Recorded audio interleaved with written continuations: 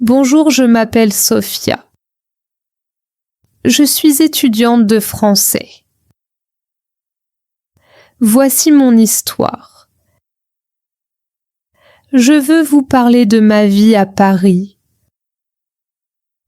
Je veux aussi vous parler de ma gentille professeure. Vous pouvez lire mon histoire et apprendre le français avec moi. C'était une chaude journée d'été. Je voyageais en train. Deux hommes étaient assis près de moi. Ils parlaient en français. Je ne comprenais pas beaucoup. J'étudiais le français, mais j'étais encore débutante. Je ne connaissais pas beaucoup de mots. J'ai essayé de parler avec eux. J'ai utilisé quelques mots simples en français. Les hommes m'ont comprise et cela m'a rendue très heureuse. Je leur ai dit que je voulais apprendre le français. Ils m'ont dit qu'ils venaient de France et qu'ils rentraient chez eux après une réunion de travail. Nous avons parlé pendant environ 10 minutes. Puis, mon arrêt est arrivé. J'ai dit au revoir. Ils m'ont donné leur numéro de téléphone et leur adresse et ils m'ont dit que je pouvais leur rendre visite à Paris. Après cette rencontre, j'ai travaillé mon français tous les jours. J'ai traduit de petits textes, j'ai écouté de la musique et j'ai regardé des films en français. Après 6 mois, mon français s'est amélioré. C'était bien maintenant, mais je voulais apprendre plus. Alors, je suis allée à Paris pour étudier le français. Quand je suis arrivée, je me suis inscrite dans une école de langue. Mon premier cours était le lundi. J'ai rencontré ma professeure et les autres étudiants. Ma professeure était une jeune femme. Elle était très polie et gentille. Nous nous sommes présentés et nous avons commencé la leçon. La professeure nous a posé quelques questions pour voir ce que nous savions déjà. Elle nous a expliqué sa méthode. Elle était très simple. Elle a dit que nous n'avions pas besoin de lire beaucoup de livres ni d'étudier trop de grammaire. Au lieu de cela, nous devions utiliser le français chaque jour dans notre vie. Cette méthode a très bien marché pour moi. Je n'ai jamais aimé les manuels parce qu'ils me rendaient confuse. Puis, la professeure a expliqué ce qui est important dans l'apprentissage d'une langue. Elle a dit que la langue est faite pour la communication. Nous avons besoin de la langue pour partager nos idées et nos sentiments. La meilleure façon d'apprendre est d'utiliser la langue pour parler et pour pratiquer avec d'autres personnes. Beaucoup d'étudiants essaient seulement d'apprendre des règles de grammaire et de mémoriser des mots. Ils étudient sur la langue, mais ils n'utilisent pas la langue. Bien sûr, il faut apprendre de nouveaux mots et la grammaire, mais la meilleure façon est de pratiquer chaque jour. Dans ce cours, notre professeur nous a montré une façon facile d'apprendre les mots et la grammaire. Nous avons pratiqué en binôme et aussi avec la professeure. Nous avons parlé de nos passe-temps et de notre temps libre. J'ai beaucoup aimé les leçons. Cette méthode d'apprentissage était simple et amusante pour moi. Je suis très heureuse parce qu'elle a bien marché. Mardi, je suis retournée à l'école pour mon cours de français. Pendant la leçon, une des étudiantes a posé une question très intéressante pour moi. Elle a demandé à notre professeur: quelle est la meilleure façon d'apprendre de nouveaux mots en français? Notre professeur a souri et a dit: il y a beaucoup de choses que vous pouvez faire pour apprendre de nouveaux mots. Mais les recherches montrent que la façon la plus efficace est la lecture. Quand les gens lisent, ils apprennent les mots beaucoup plus vite que ceux qui ne lisent pas. Si vous lisez tous les jours, vous pouvez doubler vos progrès. Le mieux est de lire au moins 30 minutes par jour. Je voulais en savoir plus, alors la professeure a continué. Si vous voulez tirer le maximum de bénéfices de la lecture, vous devez choisir des textes qui vous intéressent. Il est très important d'aimer ce que vous lisez. Cela peut être une petite histoire, un roman ou même un texte de non-fiction. Mais ne vous forcez jamais à lire quelque chose d'ennuyeux, car vous n'allez pas retenir les mots si vous n'aimez pas le processus. Elle a aussi expliqué: quand vous êtes du débutant, vous verrez souvent des mots que vous ne connaissez pas. Ne soyez pas frustrés, c'est normal. Prenez simplement un dictionnaire, cherchez le sens et continuez à lire. Vous n'avez même pas besoin d'écrire les mots. Si vous lisez attentivement et que vous appréciez le texte, le mot restera dans votre mémoire. La prochaine fois que vous le verrez, vous vous en souviendrez. J'ai beaucoup aimé ce conseil. La professeure a ajouté que la lecture a un autre avantage. Elle montre comment les mots se connectent entre eux. Quand vous lisez en français, vous n'apprenez pas seulement des mots isolés. Vous voyez comment ils sont utilisés dans des phrases complètes. Vous comprenez comment lier les mots correctement. C'est pour cela que la lecture est une des meilleures méthodes pour apprendre le vocabulaire. Après cela, nous avons continué la leçon. Nous avons parlé de la vie en France et des emplois pour étudiants. J'étais très intéressée car je voulais aussi trouver un petit travail. J'ai demandé à quelques camarades s'ils savaient où je pouvais chercher du travail. Ils m'ont parlé d'un endroit appelé Centre d'emploi où les étudiants peuvent trouver des petits boulots. Quand le cours s'est terminé, je suis allée au centre d'emploi. J'étais un peu nerveuse parce que je ne savais pas quel genre de travail je pouvais faire. J'ai demandé à la dame là-bas: quel travail est bien pour une étudiante comme moi Elle a été très gentille.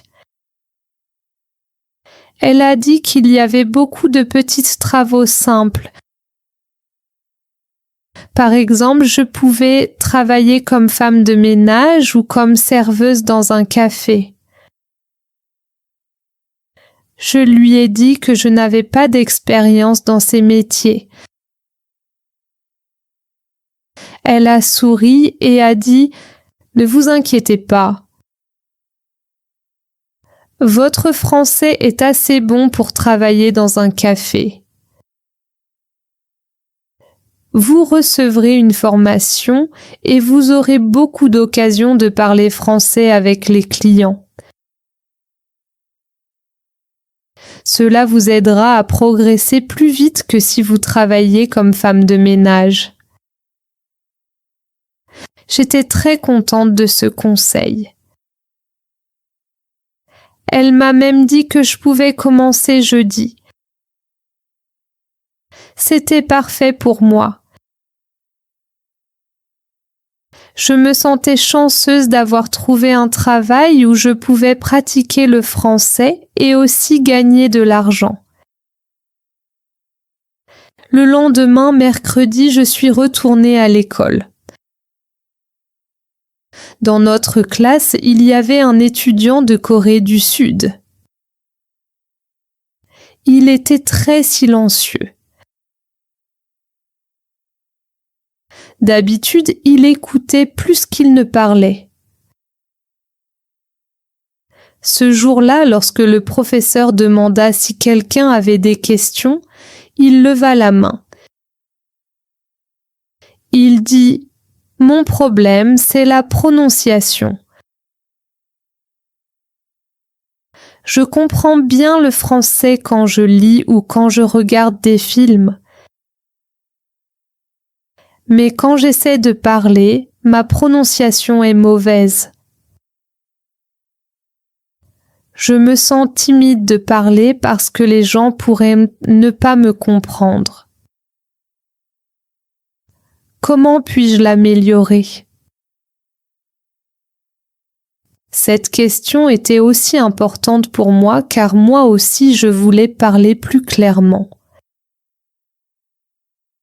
Notre professeur hocha la tête et expliqua « Beaucoup d'étudiants ont ce problème.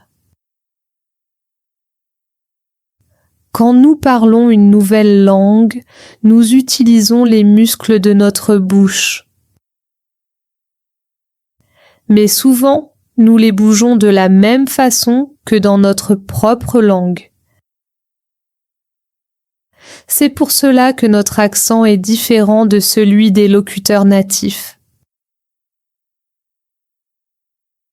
C'est normal et en général les gens vous comprennent quand même. Mais si vous voulez progresser, il existe une très bonne technique. Elle écrivit le mot shadowing au tableau. Cette méthode s'appelle le shadowing, dit-elle. C'est simple mais très puissant. Vous écoutez un enregistrement en français et en même temps vous copiez exactement ce que vous entendez. Vous essayez de parler à la même vitesse et avec le même son. C'est comme être l'ombre du locuteur. Les enfants apprennent leur première langue de cette façon. Ils écoutent leurs parents et les imitent encore et encore jusqu'à ce que leur prononciation devienne naturelle. J'ai trouvé cela très intéressant. Le professeur a ouvert YouTube et cherché des vidéos sur le shadowing en français. Nous avons regardé une courte vidéo qui montrait comment le faire. Après cela, nous avons tous pratiqué ensemble pendant 3 minutes. Nous avons écouté un court dialogue et l'avons répété mot pour mot en copiant le son et le rythme. Ce n'était pas facile, mais c'était amusant. Le professeur nous dit: le shadowing est aussi utile quand vous préparez une présentation en français. Avant de présenter, vous pouvez pratiquer le shadowing pendant 10 minutes. Vous remarquerez que votre prononciation devient plus claire et plus naturelle. C'était nouveau pour moi. Je n'avais jamais entendu parler du shadowing auparavant. J'ai décidé d'essayer chaque jour. J'étais enthousiaste car j'avais maintenant un nouvel outil pour améliorer mon expression orale. Quand le cours s'est terminé, je suis rentrée chez moi en pensant à tout ce que j'avais appris. Lire pour le vocabulaire, faire du shadowing pour la prononciation et parler autant que possible. Ces méthodes étaient un peu simples, mais je croyais qu'elles allaient m'aider. Ce soir-là, j'ai lu une courte histoire en français pendant 30 minutes. J'ai trouvé 3 nouveaux mots. J'ai vérifié leur sens dans le dictionnaire et j'ai continué ma lecture. Je ne me suis pas sentie stressée. Au contraire, j'étais fière car j'utilisais la méthode que mon professeur avait expliquée. Plus tard, j'ai aussi pratiqué le shadowing avec une chanson française. J'ai mis la chanson, écouté le chanteur et répété les paroles immédiatement. Au début, cela sonnait bizarre, mais après un certain temps, ma bouche a commencé à bouger plus facilement. Je pouvais sentir que ma prononciation devenait meilleure. Ce soir-là, avant de m'endormir, j'ai pensé: chaque jour, j'apprends quelque chose de nouveau. Le français n'est pas seulement une matière à l'école. Il est en train de devenir une partie de ma vie. J'étais heureux car petit à petit,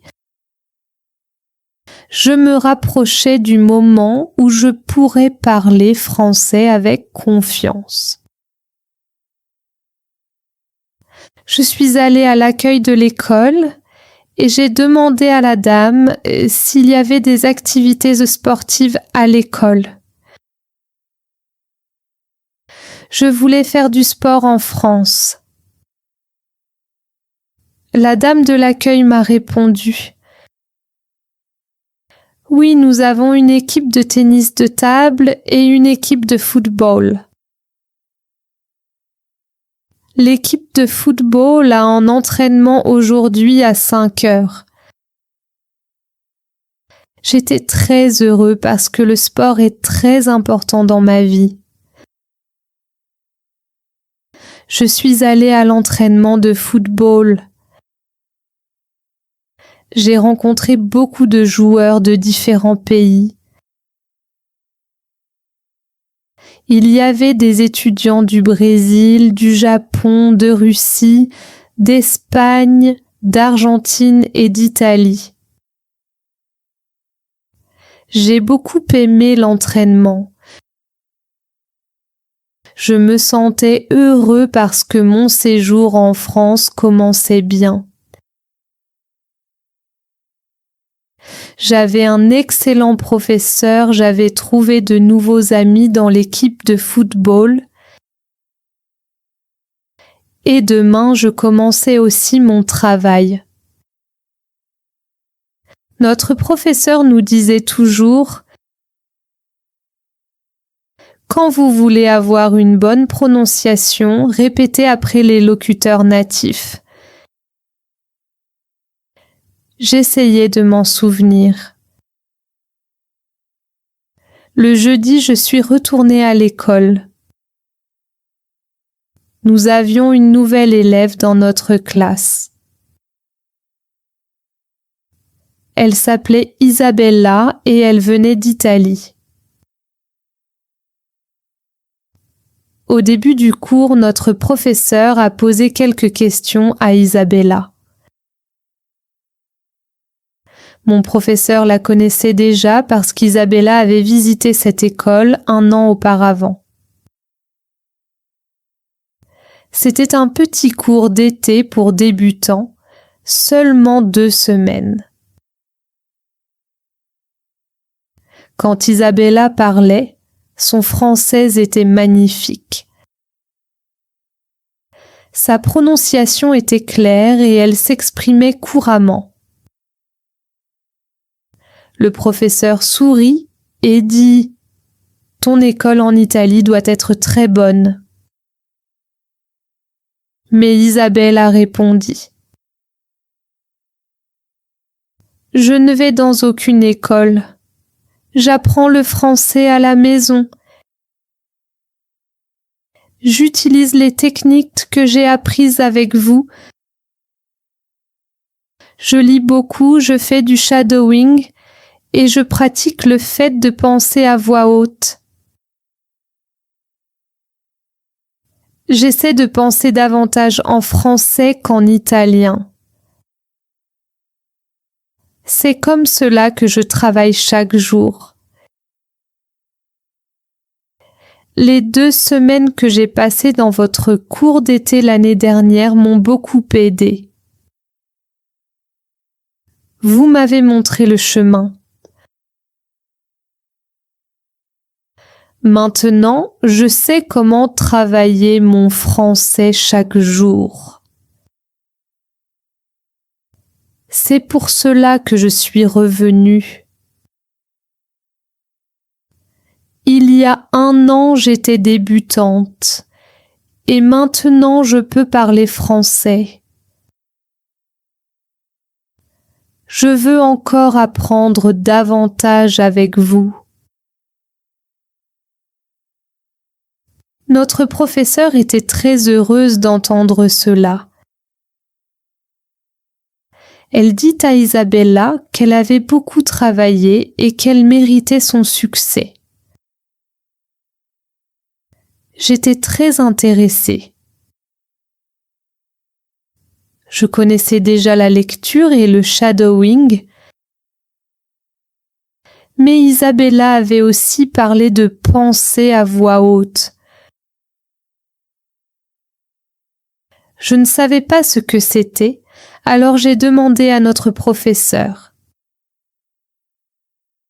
Elle dit: « Penser à voix haute est une technique très efficace,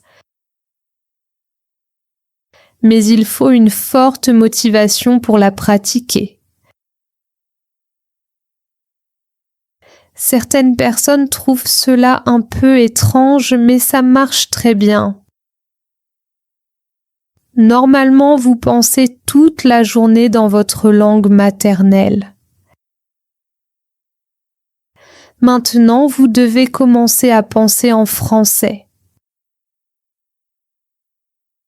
Et pas seulement dans votre tête, mais dire vos pensées à voix haute. C'est tout. C'est simple mais puissant. J'ai dit: « J'ai une grande motivation. Je me fiche si la technique paraît étrange. Si elle peut m'aider, je veux essayer. Pouvez-vous nous apprendre à le faire ?» Le professeur dit: « Bien sûr, c'est très simple. Au lieu de penser dans votre propre langue, vous commencez à penser en français. Vous pouvez débuter avec des phrases très faciles. Dites-les à voix haute. Répétez-les encore et encore. Avec le temps, vous penserez en français naturellement. Ensuite, le professeur demanda à Isabella si elle pouvait partager son expérience avec la technique de pensée à voix haute. Isabella accepta et nous raconta son histoire. Elle dit « Quand j'ai commencé avec cette technique, ce n'était pas facile. J'ai commencé avec des phrases très simples comme « Je peux parler français »,« C'est bien de parler français »,« Je veux m'améliorer »,« J'ai besoin de pratiquer tous les jours ». Je ne connais pas beaucoup de mots, mais je peux utiliser les mots que je connais. Au début, mes pensées en italien étaient un pas longues et compliquées. Je ne pouvais pas tout dire en français. Je devais rendre mes phrases plus courtes et plus simples. C'était la partie la plus difficile. Mais après quelque temps, c'est devenu normal. Bientôt, je pensais en français sans même essayer. Puis Isabella nous dit quelque chose de très intéressant. Elle dit « Un jour, j'ai rencontré un homme du Canada qui visitait l'Italie. J'étais encore débutante, mais j'ai parlé français avec lui. J'ai été surprise de pouvoir parler sans problème. Mes phrases étaient courtes et simples, mais je ne traduisais pas de l'italien dans ma tête. Je parlais simplement en français. Après cette rencontre, j'ai cru encore plus à cette technique. Maintenant, je l'utilise tous les jours. Cela aide vraiment. Notre professeur remercia Isabella d'avoir partagé son expérience. Je me sentais inspirée. Moi aussi, je voulais utiliser la technique de pensée à voix haute parce que je voulais devenir meilleure en français. Ce soir-là, j'ai essayé chez moi. J'ai marché dans ma chambre et j'ai parlé à voix haute en français. Mes phrases étaient petites, mais j'étais fière. Je savais que cette méthode m'aiderait pas à pas. Quand tu veux parler français couramment, pense à voix haute. Quand tu veux apprendre le français plus vite, lis, écoute, pense et parle. Fais chacune de ces activités pendant 30 minutes chaque jour. Après l'école, je suis allée au café où mon stage commençait. J'étais nerveux parce que je n'avais aucune expérience. Je n'étais pas sûre de pouvoir faire ce travail. Quand je suis arrivée, j'ai été surpris. Le café était moderne. On y vendait du café, du thé, des gâteaux au chocolat et des sandwichs. Ma patronne n'avait que 25 ans. Elle travaillait au café depuis plus de 2 ans, donc elle avait beaucoup d'expérience. Elle connaissait tout parfaitement. Elle m'a montré comment préparer le café, comment laver la vaisselle et comment aider les clients. Tout était nouveau pour moi. Au début, je me souvenais seulement d'environ 20% de ce qu'elle m'expliquait. Mais ensuite, elle m'a laissé essayer le travail. Quand je faisais une erreur, elle me corrigeait gentiment. Elle était très sympathique et j'ai appris vite. Après mon premier jour, j'étais fatiguée mais heureux. J'étais fière parce que j'avais maintenant un travail. Le lendemain, c'était vendredi, et je suis retournée à l'école. Pendant le cours, un étudiant posa une très bonne question. Parfois, quand je parle, je ne suis pas sûre que ma grammaire soit correcte. Que dois-je faire si je veux apprendre la grammaire française? Notre professeur sourit et dit « Merci pour ta question ». Il y a généralement deux types d'étudiants. Le premier groupe étudie le français parce qu'il veut parler. Le deuxième groupe étudie le français parce qu'il doit réussir un examen. Pour chaque groupe, la façon d'apprendre la grammaire est différente. Elle continua.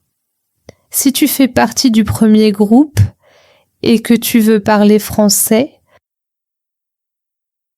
alors tu n'as pas besoin d'étudier trop de grammaire. Pense à la façon dont tu as appris ta langue maternelle. Tu l'as apprise sans étudier les règles de grammaire. Tu peux aussi apprendre la grammaire française naturellement en utilisant la langue. L'une des meilleures façons est la lecture.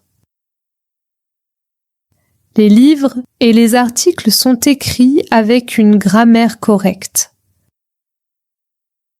Quand tu lis, tu vois la grammaire dans les phrases. Ton cerveau commence à remarquer les modèles. Tu n'as pas besoin de mémoriser les règles.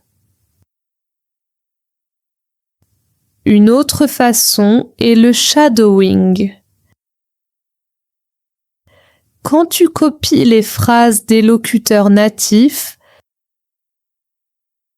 tu répètes la grammaire correctement sans y penser. Tu pratiques les formes correctes naturellement. Le professeur fit une pause puis dit « Si tu aimes la grammaire et que tu veux étudier davantage, tu peux aussi utiliser des sites internet qui expliquent la grammaire étape par étape. Ils divisent souvent le matériel en niveaux, donc tu peux voir quelle grammaire est importante pour les débutants, les intermédiaires et les avancés. » Puis elle parla du deuxième groupe. Si tu étudies le français parce que tu veux réussir un examen, alors tu as besoin d'une autre approche. Tu devrais étudier avec les anciennes versions de l'examen, si elles existent. De cette façon, tu peux voir la structure et le type de questions. Utilise ce matériel comme entraînement. Va à l'examen seulement quand tu peux réussir les tests d'entraînement avec confiance. L'étudiant qui avait posé la question hocha la tête et dit Masemetote. Merci, c'est une bonne nouvelle. Je n'aime pas étudier les règles de grammaire. J'apprends le français parce que je veux parler. Je suis content de ne pas avoir besoin d'étudier trop de grammaire. J'adore lire, donc je vais lire davantage. Après le cours, j'ai aussi visité un site de grammaire recommandé par le professeur. C'était très utile. Il avait des exemples pour différents niveaux, du débutant à l'avancé. J'ai aimé sa simplicité. L'après-midi, je suis retournée à mon travail au café. Ce n'était que mon 2e jour, mais je pouvais déjà faire beaucoup de choses tout seul. Ma patronne m'aidait quand j'en avais besoin. Le travail n'était pas trop difficile et le meilleur, c'était que je pouvais pratiquer mon français avec les clients. Ce soir-là, j'ai réfléchi à tout. Mon cours, mon travail et ma pratique. J'ai compris une chose importante. Quand tu veux avoir une bonne grammaire, lis beaucoup. C'est à nouveau lundi matin et je vais à mon école de français. Notre professeur commence le cours en nous demandant ce que nous avons fait pendant le week-end. Je lève la main et je lui dis que j'ai travaillé samedi. J'explique que je deviens meilleur dans mon travail et que je me sens heureux quand je peux parler aux clients. Même si ce n'est qu'en français simple. Quand j'ai fini de parler, une des filles de la classe me regarde et dit « Qu'est-il arrivé à ta voix ? Tu sembles différent de la semaine dernière. Ta prononciation est bien meilleure maintenant. » Je souris, un peu timide, et je dis « Merci ». Puis j'explique que le samedi soir, après le travail, et pendant tout le dimanche, j'ai pratiqué une méthode appelée shadowing. J'ai essayé de répéter les phrases françaises exactement comme le locuteur. Je sais que mon français n'est pas encore parfait, mais je peux déjà entendre un grand changement dans la façon dont je prononce les mots. Notre professeur demande si d'autres étudiants ont aussi essayé le shadowing. 3 étudiants lèvent la main. L'un d'eux est un garçon de Corée du Sud. Il dit qu'il aime beaucoup cette technique. Une autre fille dit qu'elle a essayé, mais qu'après 5 minutes, sa bouche lui faisait mal, alors elle a arrêté. Elle explique que parfois l'enregistrement allait trop vite et qu'elle ne pouvait pas tout répéter. Notre professeur sourit et dit « Merci d'avoir essayé. Si votre bouche vous fait mal après 5 minutes, cela veut dire que vous le faites correctement. Vos muscles ne sont pas habitués à bouger de cette façon, donc c'est comme aller à la salle de sport pour la première fois. Au début, vos muscles font mal, mais petit à petit, ils deviennent plus forts. Les muscles de votre bouche sont les mêmes. S'ils vous font mal, vous pouvez faire une petite pause puis continuer. Chaque 5 minutes de shadowing améliore votre prononciation. Elle continue. Le shadowing a aussi d'autres avantages. Quand vous répétez des phrases, vous ne pratiquez pas seulement la prononciation. Vous pratiquez aussi l'intonation, le rythme et la manière dont les mots se lient entre eux. C'est très important en français parce que la langue coule de façon fluide. Au début, les enregistrements peuvent sembler trop rapides. Mais vous n'avez pas besoin de tout répéter. Vous pouvez commencer avec seulement 1 ou 2 mots dans chaque phrase. Avec de la pratique, vous pourrez répéter de plus en plus. J'acquiesce et je dis « c'est vrai ». Samedi, c'était très difficile pour moi, mais dimanche soir, je pouvais suivre les phrases beaucoup mieux. Cela semblait naturel. Puis je pose une autre question à mon professeur. J'ai regardé un site internet sur la grammaire. C'était intéressant, mais je n'étais pas sûre de mon niveau. Je ne sais pas combien de mots je connais en français. Notre professeur regarde la classe et demande « Est-ce que l'un de vous sait combien de mots il connaît en français ?» Tout le monde rit parce que personne ne le sait. Nous savons que nous sommes des étudiants intermédiaires, mais nous n'avons aucune idée du nombre de mots. Le professeur dit « Il existe un test simple sur Internet. Le site s'appelle testlanguages.com. Il montre combien de mots vous connaissez dans une langue étrangère. Le test a seulement 2 étapes et il est rapide. Vous pouvez le faire 1 fois par mois pour voir vos progrès. »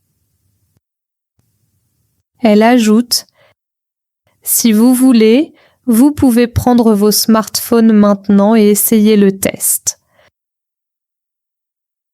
Je suis curieux, alors je prends mon téléphone et je commence immédiatement.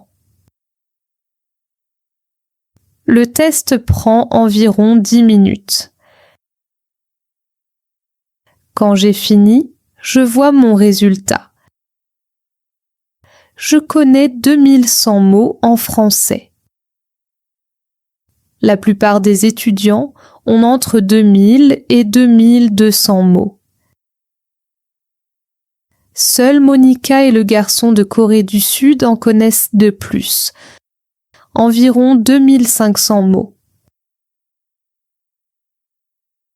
Notre professeur explique. Vous voyez, la plupart d'entre vous sont autour du niveau 2. Vous comprenez déjà la grammaire de base?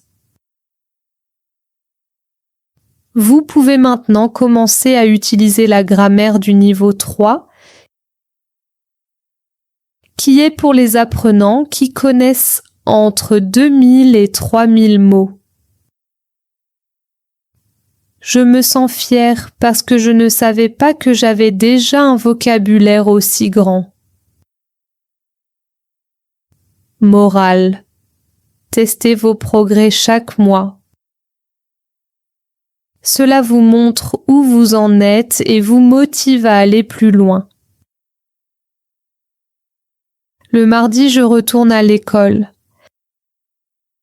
Cette fois, une autre étudiante pose une question importante.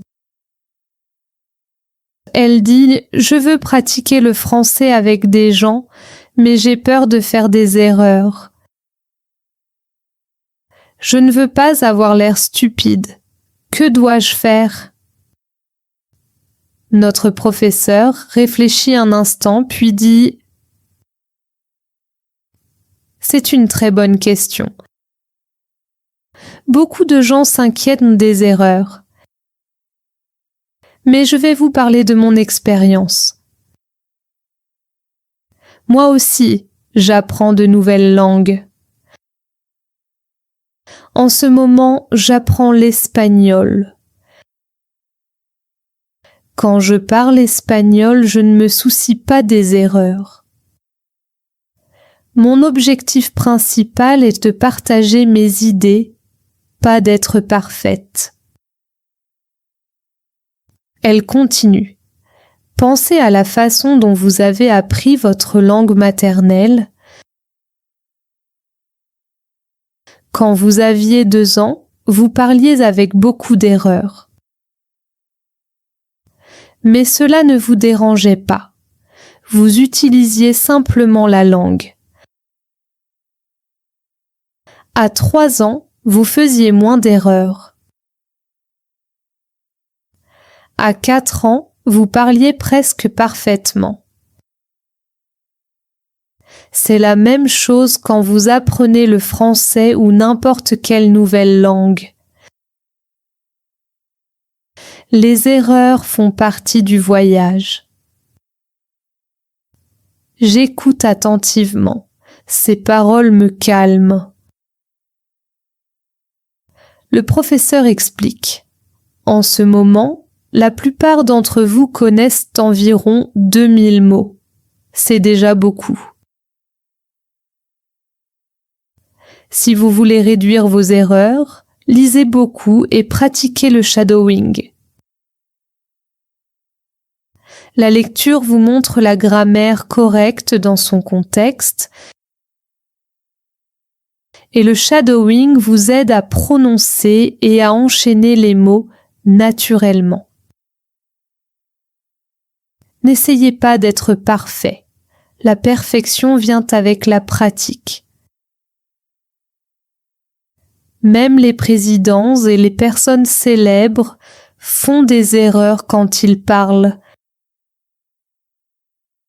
Mais ils ne s'arrêtent pas, ils se concentrent sur leurs idées. Vous devez faire la même chose. Elle conclut avec un sourire. Alors, s'il vous plaît, n'ayez pas peur. Faire des erreurs est une étape nécessaire de l'apprentissage. Sans erreur, vous ne pouvez pas progresser. La fille hoche la tête et dit « Merci, maintenant je comprends. » Morale. Si tu veux progresser en français, ne t'inquiète pas des erreurs. Lis beaucoup, pratique le shadowing et parle avec courage. Les erreurs sont des marches vers le succès.